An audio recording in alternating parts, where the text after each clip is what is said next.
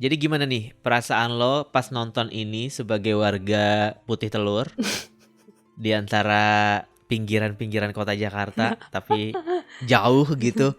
Kayaknya itu sebuah alasan kenapa gue nggak pernah ngajakin lo buat nonton bareng Nat Iya, kalau makasih di loh lagi ada pengertiannya. nobar-nobar apa gitu. Karena tempat lo tuh jauh, butuh perjalanan 3 jam bolak-balik gitu, kayak aduh kasihan gitu rasanya. Iya, makanya waktu si Mijong suka nolak-nolakin ajakan temennya, gue kayak, oh iya, ya gue ngerti lu harus pulang cepet kan. Supaya nyampe rumah tuh gak keburu ganti hari.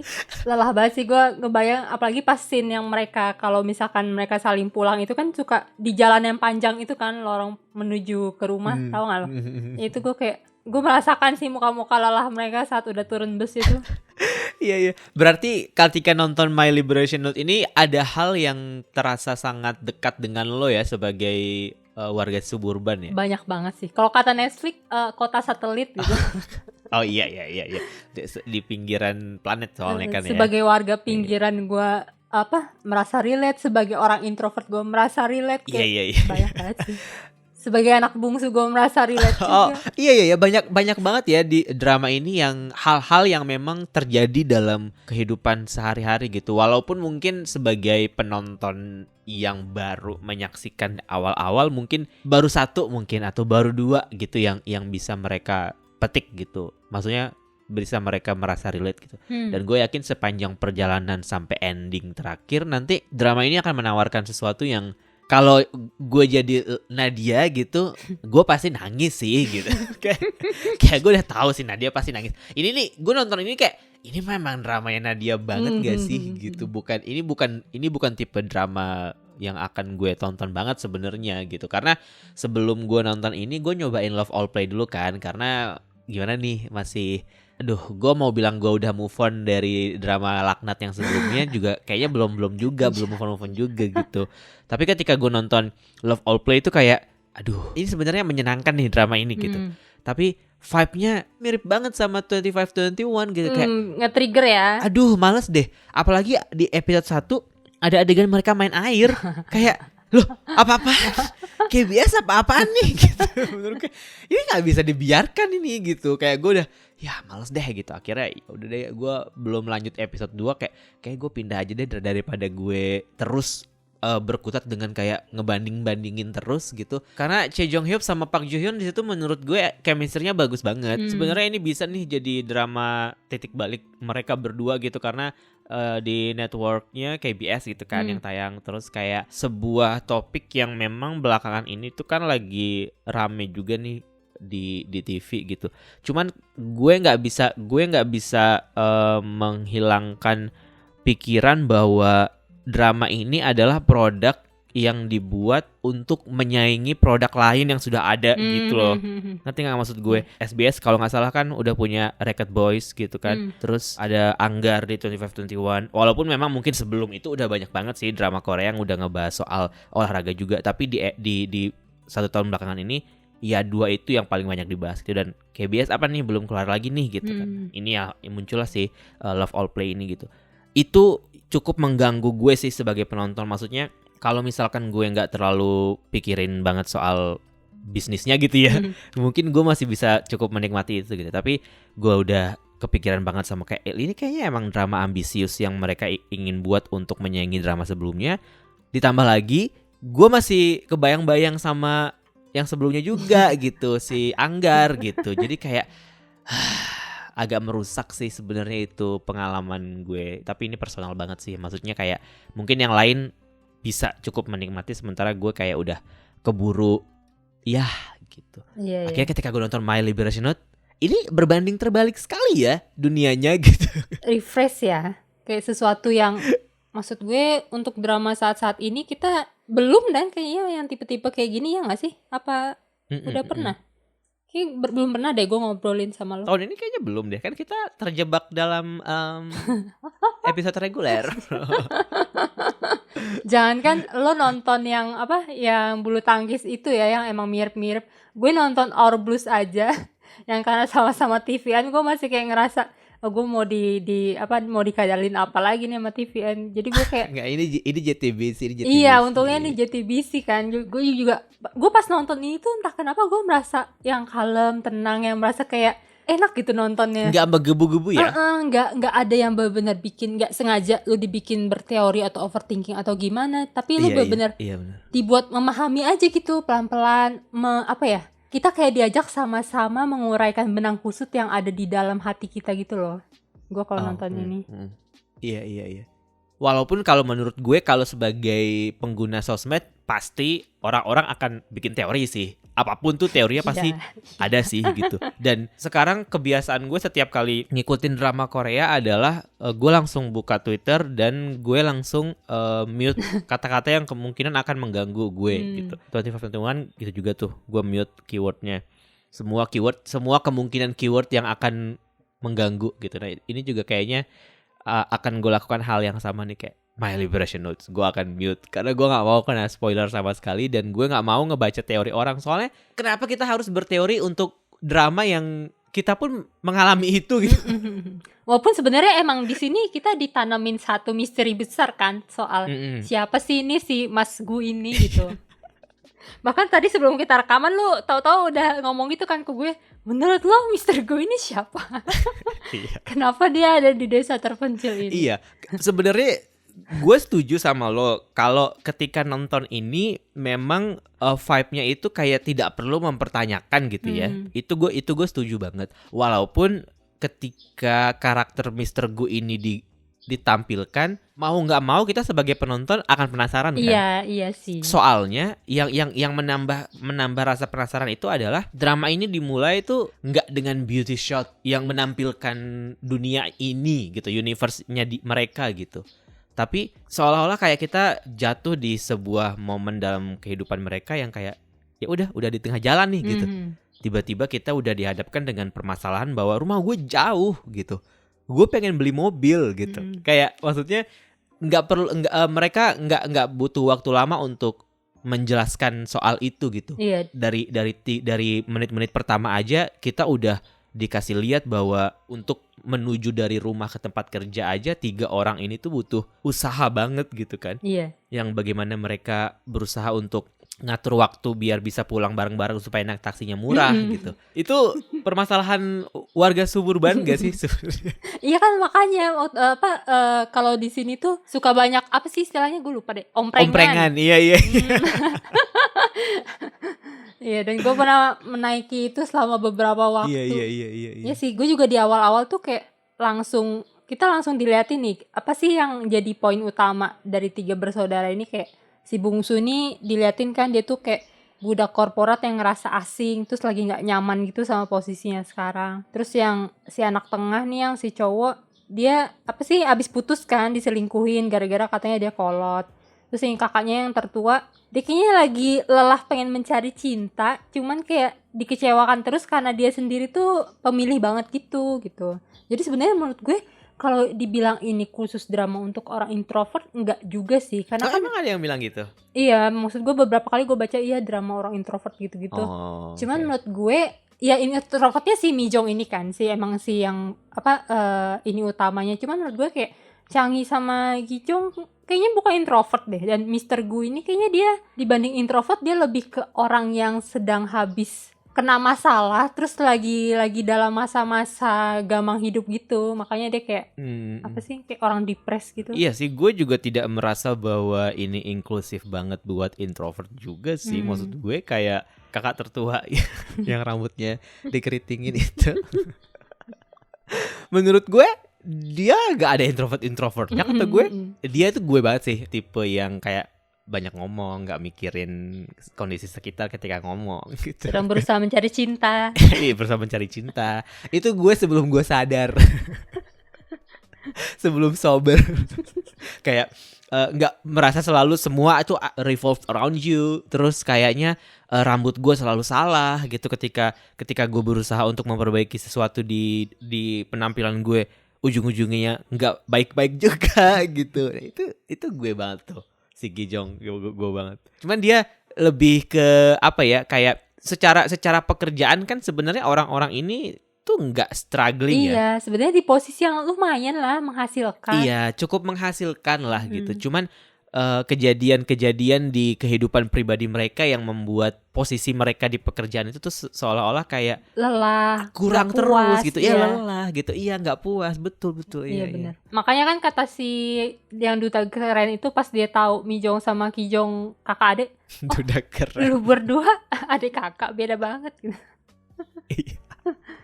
Beda, iya tapi iya memang beda banget ya. Pas gue baca sinopsis ini dari awal tentang kehidupan 3 bersaudara ini yang berusaha struggle dengan hidup mereka. Itu ke-trigger gak sih lo pas baca sinopsis doang? Enggak sih, gue lebih tertarik kayak justru maksud tertarik gue jarang banget drama-drama akhir-akhir ini tuh yang mau fokus ngangkat ke kehidupan bersaudara gitu loh. Maksud gue iya gak sih? Iya. Kayak akhir-akhir ini kan ya persahabatan atau keluarga secara umum, ayah ibu, orang-orang sekampung gitu ya. relate dengan 3 bersaudara ini menurut gue selalu menarik sih saat gue melihat mereka bertiga Iya, ini. gue setuju untuk hal itu.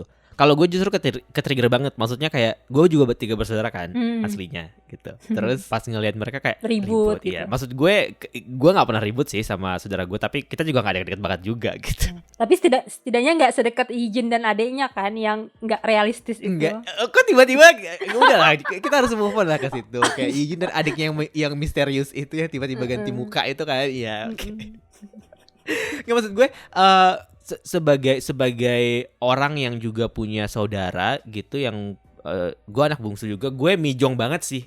Asli, gue Mijong banget sih sebenarnya. Tapi tadi gue bilang gue Kijong ya. Tapi iya kan? secara personality yang kayak awkward di social space, terus diem, terus kayak nggak jago main bowling gitu. Gue banget. Tapi bacot, banyak ngomong kalau udah sama temen-temennya ya kan, sih banyak ngomong banget gitu. Tapi kalau nggak sama temen-temennya ya gitu. Sampai ternyata bikin orang di meja sebelah lu tersinggung gitu ya saking bacotnya. Iya, kadang-kadang gue juga gitu. Kalau di tempat makan tuh kayak gue kadang-kadang suka nggak mikirin jangan-jangan orang itu punya masalah yang sama nih dengan apa yang gue lagi omongin ini gitu. Nah pas nonton ini tuh ke-triggernya gara-gara ya itu kayak gue sanggup gak ya untuk nonton ini kemudian berkontemplasi gitu. Karena ya balik lagi sekarang ini tujuan gue nonton drama Korea adalah untuk mencari hiburan gitu, bukan untuk berkontemplasi gitu. Maksud gue kayak men ini udah bulan Ramadan, ini udah cukup berkontemplasi lah kita gitu ya. Can we just be human for a minute gitu, kayak dengan ya menikmati sebuah kisah cinta yang unyu-unyu. Buat yang belum nonton Heartstopper di Netflix. Kayak gitu yang gue cari gitu. Tapi gue tidak bisa juga membantah fakta bahwa gue tertarik untuk menyelami permasalahan orang-orang ini, tapi gue tidak mau terlalu attach gitu. Ya gue waktu pertama kali tahu siapa sih penulisnya itu adalah yang bikin My Mister, gue udah mengantisipasi kan. Gue suka banget, cuman nggak tahu, gue merasa saat ini gue sedang tidak berada dalam mental yang bisa memproses drama segelap My Mister gitu kan. Cuman karena gue memuja penulisnya, gue jadi kayak ya udah ayo kita coba nonton ini. Dan ternyata di luar dugaan gue ini cukup ringan untuk gue bisa proses gitu. Maksud gue dia enggak, dia membicarakan hal yang benar-benar mengganggu kita sehari-hari, tapi dengan cara yang sangat enak gitu, nggak bikin kita yang ngerasa ikutan depres atau gimana. Justru kita merasa kayak tercerahkan mungkin.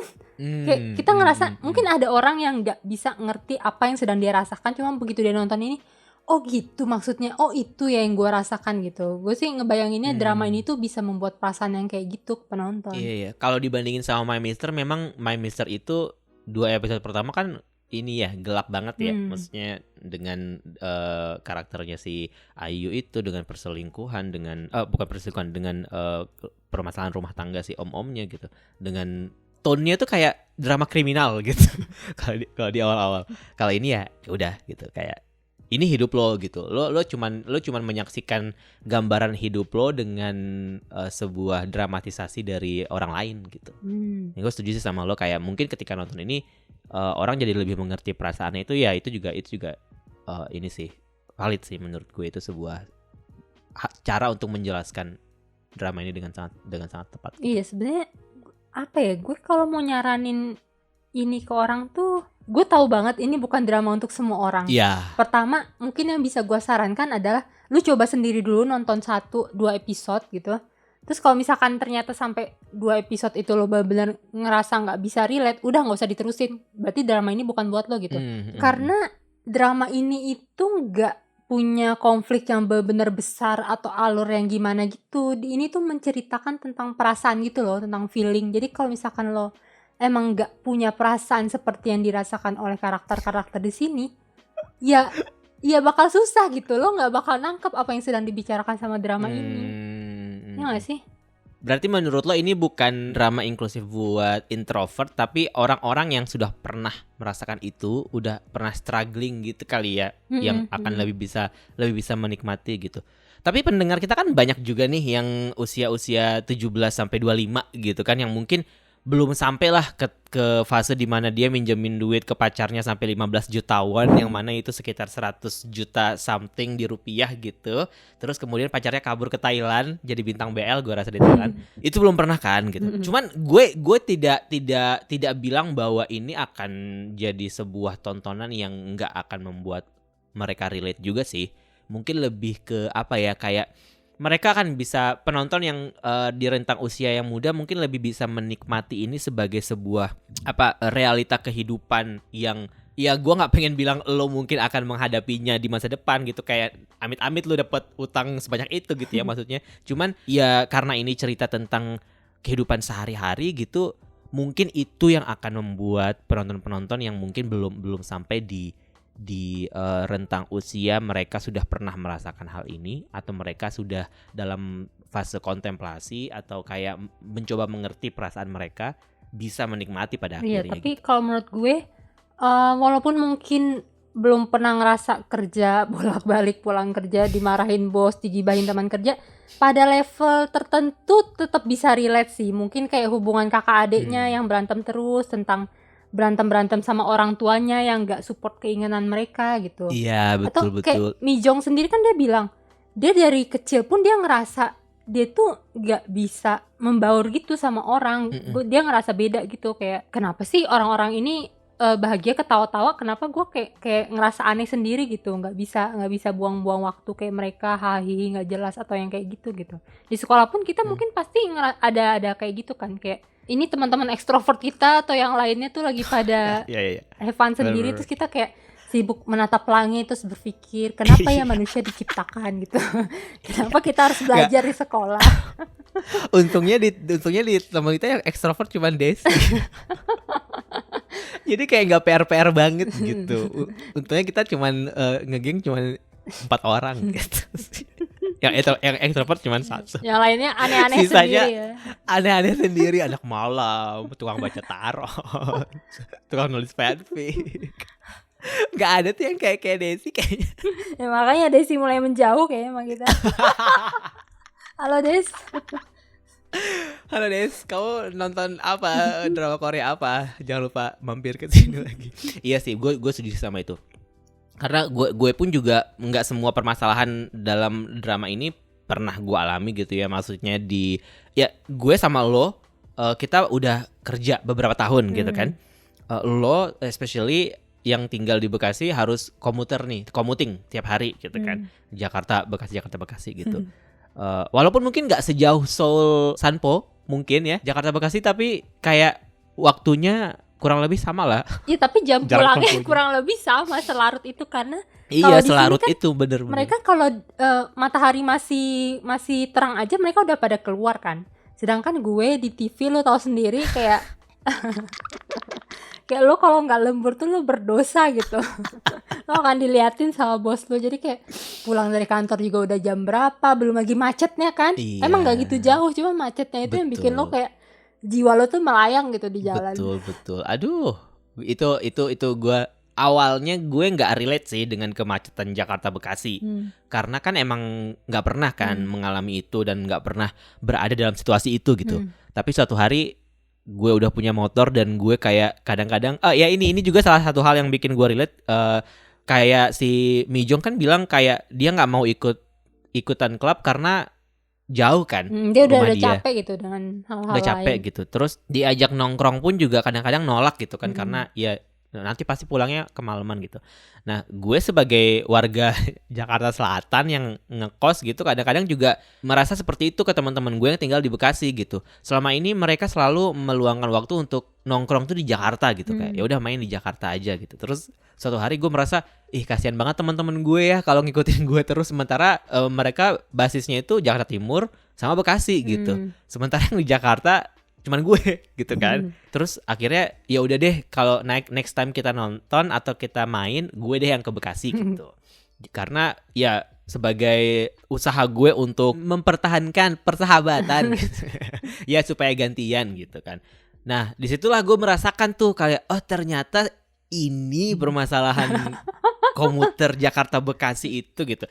Ya gue merasakan macet-macetnya Kalimalang kayak gimana gitu kan. Pengen Belum lagi kalau nyelup ada kesana pembangunan rasanya. jalan gitu kan.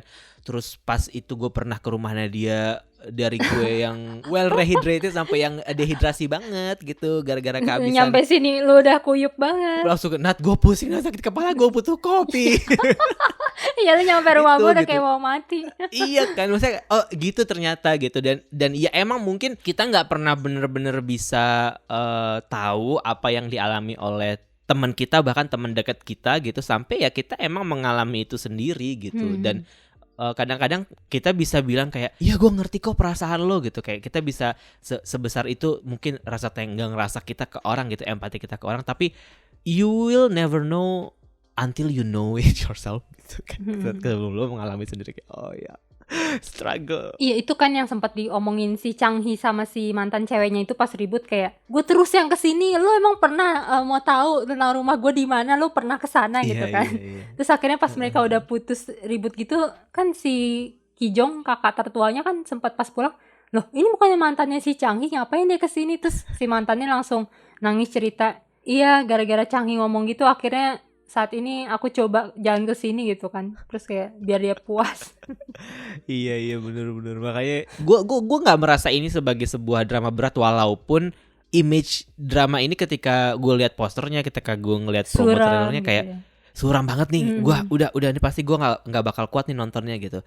Tapi surprisingly ketika gue nonton, oh ternyata nggak seberat itu kok gitu. Mungkin karena cara mereka menceritakan per karakternya juga nggak yang seperti drama Korea dalam tanda kutip pop gitu ya, yang kayak dimulai dengan hal-hal yang besar gitu, pertemuan-pertemuan yang grande gitu, misalnya dengan adegan-adegan slow motion gitu. Tapi ini ya ibarat terjun ke kehidupan orang aja langsung gitu. Terus lo mengobservasi permasalahan hidup mereka gitu. Ada 3 bersaudara nih yang walaupun namanya saudara gitu ya, tapi ternyata awkward juga kok kadang-kadang, tapi sebenarnya nggak awkward banget gitu. Mereka juga punya kok cara komunikasi sendiri yang ketika mereka sedang ada di situasi yang sama, mereka bisa kok berkomunikasi gitu. Tapi ya karena drama Korea kan seringkali meromantisasi hubungan kakak adik itu kan sebenarnya kan. Kayak Oppa sama Dongseng tuh kayaknya deket banget, yang kayak Ihyun sama Yijin tuh kayaknya akrab banget gitu kan. Padahal sebenarnya nggak semuanya gitu kok gitu, nggak semuanya. Emang mereka berdua aja yang aneh. Iya, nggak semuanya gitu kok gitu maksudnya. Jadi di sini hal-hal itu digambarkan se-real mungkin gitu. Gimana ketika mereka di meja makan, nggak semuanya kok ngobrol gitu, nggak semuanya kok yang banyak omong gitu. Gimana ayah mereka juga diceritakan sangat-sangat kaku gitu kan, dengan ya melihat usia dia yang segitu dengan anaknya 3 gitu, kayak kita udah tahu nih generasinya dia pasti bukan generasi yang, at least dia bukan millennials lah gitu kan ya, dia baby boomer lah nih gitu. Jadi ya kalau perilaku dia seperti itu ya kita juga wajar juga gitu. Dan kebanyakan ayah tuh kayak gitu nggak sih gitu, kecuali sekarang anak-anak yang generasi millennials yang udah punya anak itu mungkin mereka berusaha untuk mengubah stigma itu gitu. Tapi kayak orang tua lo, gue rasa juga kayak gitu juga gitu. Gimana ibunya juga bilang kayak, kalau di meja makan tuh udahlah nggak usah terlalu banyak berdebat sama bapak lo gitu kan. Kayak ya tipe-tipe ibu-ibu kita lah gitu, ibu-ibu yang di generasi baby boomer gitu. Iya, ada percakapan si Gu sama Mijong yang gue ngerasa kesentil, yang pas gue agak-agak lupa ya, intinya pokoknya kayak gini, kayak gue nanya, kenapa kamu merasa terasing, kan kamu punya keluarga gitu. Maksudnya mungkin gue ngerasa, gue kan yang orang asing di desa ini, kok lu juga ngerasa terasing gitu. Terus Mijong kayak ngomong, ya gitulah sama bokapnya dia nggak bisa deket atau terbuka karena bokapnya begitu. Terus sama ibunya dia selalu ngerasa ibunya itu sedih terbebani gara-gara punya anak kayak mereka gitu. Jadi dia juga kayak nggak bisa terbuka. Jadi dia selalu kayak berusaha menjadi anak baik gitu di depan orang tuanya. Padahal dia sendiri juga punya masalah, tapi dia nggak bisa cerita gitu loh. Bukan hubungan orang tua anak yang bisa terbuka. Terus sedangkan dengan 2 kakak gue lagi, gue membencinya gitu. Jadi kayak iya sih, walaupun lo kadang keluarga besar, ada kalanya lo ngerasa kayak ya nggak bisa jujur atau ngerasain gimana-gimana sama mereka. Iya sih, gue ngelihat sebenarnya permasalahan dari 3 bersaudara ini ya bukan cuman permasalahan pribadi mereka sih, tapi juga bagaimana keluarga mereka dan pola asuh orang tuanya sih. Kayak kalau di drama Korea yang lain kan biasanya hubungan dalam keluarga itu kan pasti dilebay-lebayin gitu, diromantisasi gitu kan. Kayak kadang-kadang kedekatannya terlalu dreamy gitu. Sementara yang ini ya keluarga tuh ya kayak gitu. Ya lo perhatian nih satu sama lain, tapi ya sebenarnya nggak sedekat-dekat itu juga gitu, yang kayak selalu ada letupan-letupan amarah yang kayak hal-hal kecil gitu, misalnya yang kayak lo ngapain sih ke salon, ujung-ujungnya lo juga keramas lagi gitu kan, kayak buang-buang uang aja gitu. Iya, atau lama banget sih di kamar mandi gitu. Nah makanya ini juga kan bagaimana anak-anak ini tumbuh sebagai orang yang mungkin si Mi Jong jadi orang yang introvert dan juga agak susah untuk mengekspresikan emosi dia gitu, juga ya gara-gara orang tuanya kayak gitu. Kayak tadi lo bilang, dia berusaha untuk menutupi perasaan dia karena dia nggak mau nyari masalah juga nih, nggak mau bikin ribut juga sama orang tuanya. Dia harus terlihat sebagai orang baik gitu kan di mata orang tuanya gitu. Dan nggak tahu sih ya, ini mungkin setelah gue mencapai titik realisasi bahwa pada akhirnya buat apa kita hidup kalau misalkan kita nggak bisa jadi diri sendiri gitu, maksud gue. Jadi ya gue melihat yang damage ini sih sebenarnya bukan cuman si anak-anaknya ini, sebenarnya juga orang tua ini juga damage gitu, karena gue yakin bagaimana mereka mengasuh anak-anak mereka adalah hasil dari mereka diasuh oleh orang tua mereka kan dulu gitu. Jadi ya itu ya loopnya akan berputar terus sampai ada seseorang yang mau break that chain. Iya, gitu. Gue lupa siapa yang ngomong, kalau nggak salah Mi Jong juga deh, kayak dia bilang dia ngerasa ayahnya tuh nggak pernah benar-benar bahagia gitu kayak ya udah menjalani hidup aja, jadi petani, menghasilkan uang, makan, tidur, terus ya begitu aja gitu, nggak benar-benar ada yang tadi kayak lo bilang letupan atau kebahagiaan apa dalam menjalani hidup ini. Itu kayaknya sebenarnya sedang mereka berusaha cari di tengah hidup yang monoton dan keras ini. Iya. Tapi itu juga sebuah gambaran yang benar-benar realistis sih menurut gue, karena gimana ya, kayak kalau gue ngelihat ke orang tua gue gitu, kayaknya juga mereka hidup di generasi yang nggak kayak kita gitu loh, yang mereka tidak, gue nggak tahu ya, gue melihat, gue nggak pernah nanya sih, ini cuma observasi aja ya. Jadi kayak mereka mengambil pekerjaan tertentu. Kalau kita kan di era kita kayak bekerja sesuai passion gitu kan. Nah mungkin pada saat era orang tua kita cari kerja, doktrinnya beda lagi. Kata passion tuh belum ditemukan mungkin. Iya. Jadi kayak gue ngelihat mereka kerja karena mereka butuh kerja. Mereka kerja karena mereka dipaksa untuk kerja gitu, bukan karena mereka kerja sesuai dengan keinginan mereka gitu. Dan buat gue terutama gitu ya, gue termasuk yang cukup vokal tuh untuk dalam hal-hal seperti itu gitu. Kayak nyokap gue kan pengen banget gue jadi pegawai negeri ya. Tapi kan lo tau gue, lo mau berdebat sama gue itu nggak akan selesai gitu. Gue tuh kalau lo keras ngomongnya, gue lebih keras gitu. Jadi kita tiap kali muncul tuh obrolan-obrolan kayak gitu, kayak ya saya sih mau aja jadi pegawai negeri, tapi saya malas ikut tesnya gitu. Bisa nggak kalau nggak usah tes langsung keterima, bisa kan? Nggak mungkin juga kan. Nah dibandingkan gue dengan harus berdebat soal, tapi saya tuh nggak suka dengan pekerjaannya gitu, saya nggak suka dengan rutinitasnya gitu. Itu kan sebuah apa ya, kayak orang tuh nggak akan ngerti kalau kita jelasin kayak gitu, karena kadang-kadang apa yang kita suka orang tuh juga nggak bakal bisa sampai gitu ke pemikiran bahwa suka sih gitu kan, kadang-kadang gitu. Dibandingkan dengan gue berdebat bilang kayak, tapi saya nggak suka sama pekerjaan, jadi gue bilang kayak, bisa nggak saya nggak usah tes aja tapi langsung keterima gitu. Jadi kan ya udah, obrolan ini nggak akan berlanjut sampai manapun gitu loh. Udah berhenti sampai situ, karena nggak mungkin dong itu terjadi, ya kan? Jadi kayak ya udah gitu. Dan ya gue bisa melihat sih itu kayak realita di kehidupan kita dengan realita di kehidupan di drama Korea ini, bahwa ya orang-orang yang 3 pemeran utamanya ini orang-orang yang lahir di era-era kayak kita nih, anak-anak milenial gitu yang emang dibesarkan oleh orang tua dari baby boomer yang ia punya pemikiran yang sangat kolot gitu. Bahkan Iya. ketika si Changi pun masih disebut kolot kan. Mereka oleh pacarnya gitu kayak disebut kolot gitu.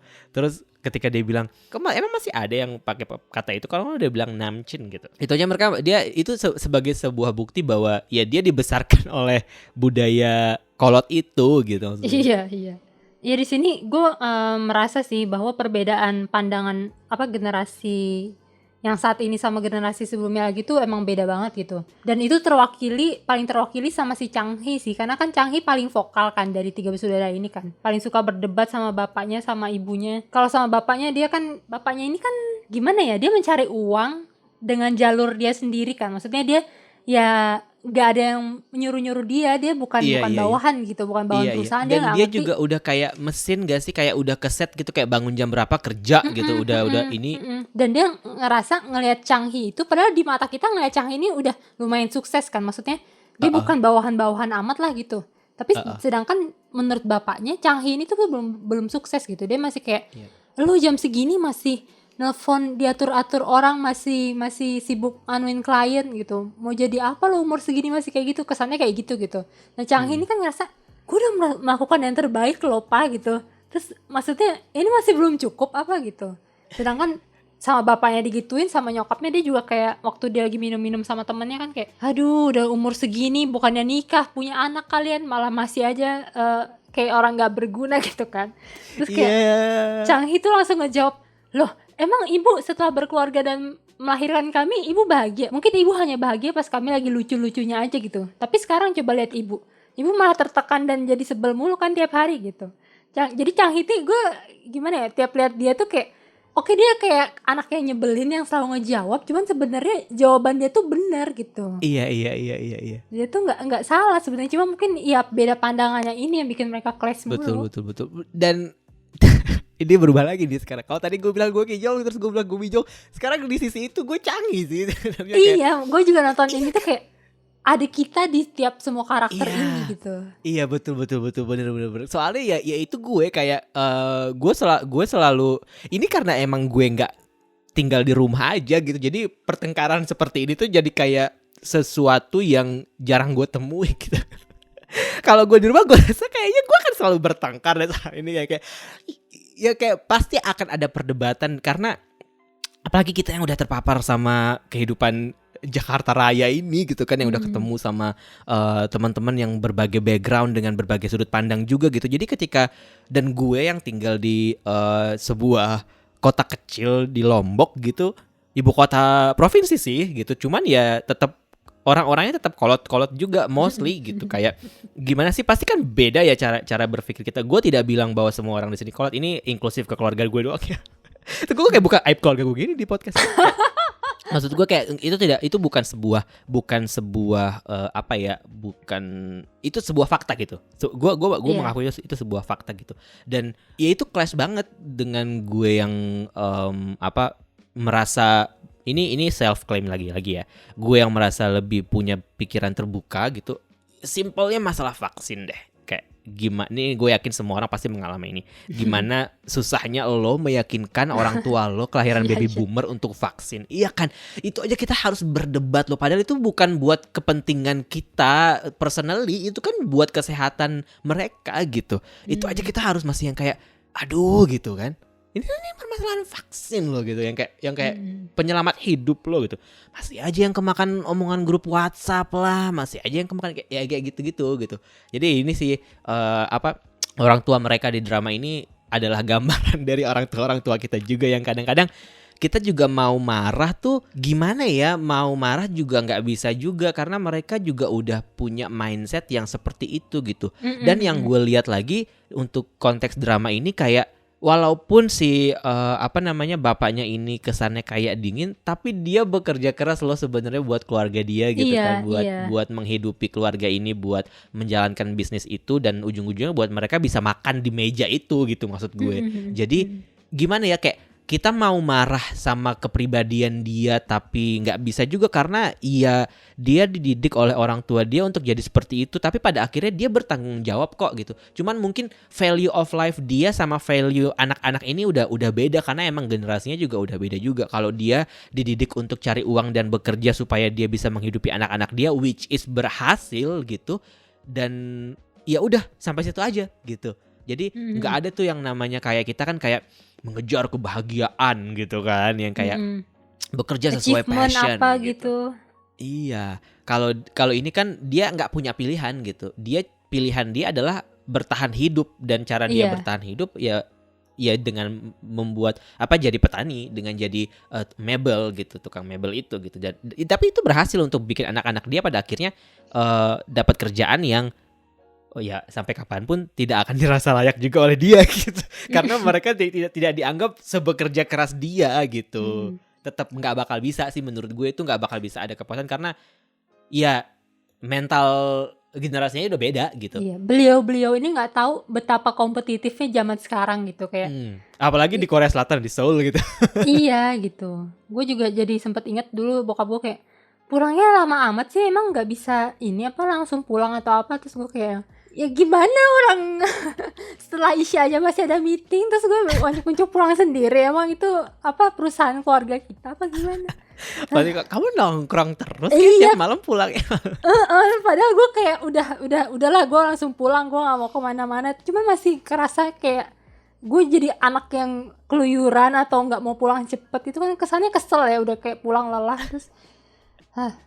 Iya. Di situ sih gue merasa kayak itu orang Asia banget. Dimana kayak kita semua akan relate di tempat itu gitu, yang ya kita memang dibesarkan harus worship parents, tau gak sih? Nggak ada tuh yang kita kayak tiba-tiba datang ke om-om ganteng dan bilang kayak worship me. Itu gue kaget sih. Itu maksudnya apa ya ngomong? Jangankan apa ya? Apakah dia minta dinodai atau gimana ya itu maksudnya? Gue tuh kayak gue tuh sempat berpikir gitu pas bagian itu kayak ini maksud si Mijong nih apa ya? Apakah dia selama ini emang tidak bahagia dengan pacarnya, kemudian dia merasa kayak putus asa, kemudian kayak ya udah mas nodai aku saja gitu, atau gimana ya? Itu maksudnya apa sih, Nat? Lo yang ada terlintas di otak lo pertama langsung ini ya. langsung NSFW gitu. Kalau gue pas dia ngomong worshiping, gue kayak dia mau bikin sekte sesat apa gimana? Dasar lo beda ya hellbound pandangan emang. kita ya. Cuman jangankan si Gu sih, gue aja kayak dia ngomong apa nih? Gue juga mungkin kayak di setengah celeng, dia kan lagi asik-asik celeng malam-malam, terus tiba-tiba ada nih anak majikan gue tiba-tiba minta disembah, nih apa maksudnya? Sampai dia langsung Google ya. Iya, worship apa, memuja, menghormati, menganggap mulia. Respect, iya. Tapi gue merasa itu memang pergulatan batinnya si Mijong ketika dia udah gamang banget soal pacarnya itu sih, kayak pacar brengsek juga anjir, nyebelin banget, kayak ninggalin utang terus. Kenapa sih dia harus berhubungan sama orang seperti itu gitu, kayak gak ada cowok lain aja di dunia ini. Dan di hari itu juga dia ini kan apa yang tahu bahwa ternyata teman-teman kantornya itu walaupun di depannya dia ngomong manis, cuman ternyata dia tuh nggak diajak liburan, dia nggak, maksudnya dia disisihkan lah. Terus yang ada cowok yang ngomong apa, iya sih cantik sih cuman dia nggak menarik gitu. Dia kayak perasaan dia tuh mulai memupuk kayak wah, orang-orang ternyata nggak mantan gue, nggak bos gue, nggak rekan kerja gue, semua menganggap gue tuh apa ya, orang nggak penting gitu, orang yang bisa diremehkan. Makanya dia mungkin ngelihat si Gu ini kayak orang yang pelangak-pelongok kan selama ini, jadi kayak yaudah gue lampiasin ke dia aja lah gitu. Kayaknya dia nggak bakal ngomongin aneh-aneh atau gimana. Dia nggak tahu aja nih orang aslinya mantan narapidana abis ngebunuh siapa gitu. Menurut lo dia kenapa nih kabur dari kehidupan realita dia ke kampung orang? Iya asli dia ngebukanya pelan-pelan banget sih. Bahkan itu baru sempat ke spill dikit doang kan di ending episode 6. Cuman kalau gua harus mikir walaupun gua nggak mikir. Kalau gua harus mikir walaupun gua nggak punya pikiran. Iya. Itu kan ada tuh sempat di episode mana dia ada sedikit kilas balik yang waktu kayaknya dia lagi dalam kereta. terus dia mendengar suara cewek atau suara apa gitu yang lagi ribut, terus dia kayak bergegas keluar dan mau nolong atau gimana gitu. Gue nangkepnya gitu ya di skenario yang ada di otak gue. Jadi mungkin dia sebenarnya niat mau nolong, cuman dia malah disalahartikan gitu loh, malah terlibat, jadi kesannya dia pelakunya atau apa, yang akhirnya dia jadi di pihak yang bersalah dan harus kabur gitu. Menurut gue kayak gitu deh. Iya, Jadi iya, itu yang membuat dia akhirnya kayak nggak mau berurusan lagi nih sama orang lain. Gue nggak percaya lagi sama orang lain. Gue nggak mau tahu lo kenapa gitu. Masing-masing aja kita. Iya, benar. Kalau Tapi tebakan kalau lo apa? menurut kalau gue sih mikirnya kayak mungkin itu salah satunya. Tapi kalau cuman itu yang membuat dia kabur tuh kayak gue merasa tindakan dia kabur ini tuh sebuah akumulasi dari berbagai macam masalah dalam hidup dia gitu loh, nggak cuma satu itu doang gitu. Jadi kayak di saat yang sama ada banyak sekali hal yang sedang berusaha untuk dia selesaikan sebenarnya gitu.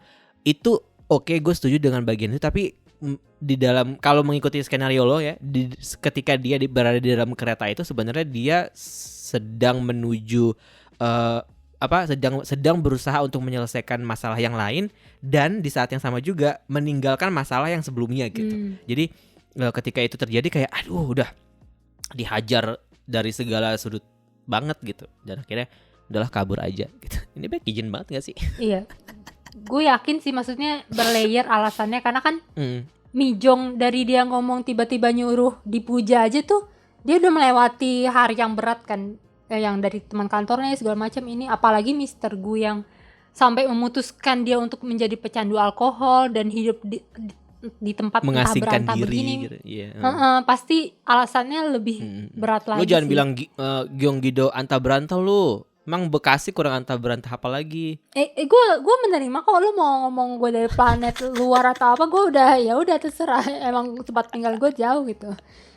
Karena gue sesama tempat jauh, jadi kalau saling menghina nggak apa-apa. Jadi kalau orang Jakarta yang menghina itu baru masalah. Baru berhak marah ya. Iya. Gue emang merasa sih permasalahannya si Mr. Gu ini akan ditahan-tahan sampai akhir sih, karena bener kata lo di awal bahwa ini nggak ada satu konflik yang besar banget gitu, tapi ini yang memang masih belum terungkap ya si Mr. Gu ini gitu. Jadi gue rasa ini mereka akan mengungkap permasalahan ini juga pelan-pelan seiring dengan berjalannya episode, since ini juga bukan jadi topik utama drama ini, karena topik utamanya adalah ya slice of life dari orang-orang ini gitu. Jadi gue merasa kita pun kalau misalkan nggak tahu dengan sesegera itu juga nggak apa-apa gitu. Jadi pelan-pelan aja gitu. Iya sih, emang di sini tuh nggak ada konflik yang benar-benar besar gitu kan. Cuman gue kayaknya gue akan terus menyaksikan ini sampai akhir sih, karena gue tuh cukup menantikan gimana karakter-karakter di sini tuh pelan-pelan tuh berubah sampai akhirnya mereka bisa ngerasa